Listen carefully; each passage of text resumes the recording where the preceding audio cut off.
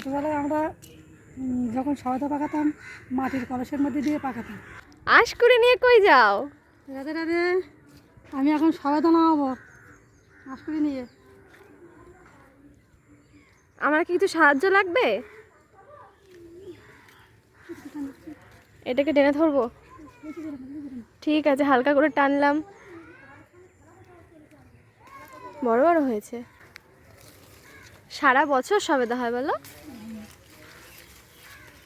যেরকম বড় হয় দাও দেখি। সেরকম খুব সুন্দর মিষ্টিও হয়। হ্যাঁ, এত মিষ্টি হয় যে আমি বেশি খেতে পারি না, কারণ খুব মিষ্টি। আমি অতটাও মিষ্টি পছন্দ করি না। আমাদের টিম চলে যায়, কোথায় পালাচ্ছি সেদিকে আয়।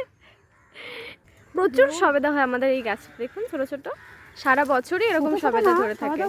না না, এইগুলো ছোট ছোট সেটা বলছি। হ্যাঁ, এখনো বড় হয়নি খুব বেশি, কিন্তু যেগুলো বড় হয়েছে সেগুলোকে নামিয়ে নিতে হবে।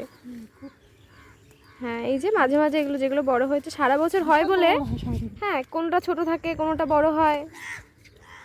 ও মামা, কত বছর হলো আমাদের এই গাছটা? তাও 10-12 বছর হয়েছে। ওইরকম না? সবেদা কিন্তু আমরা কার্বেট দিয়ে পাকাই না।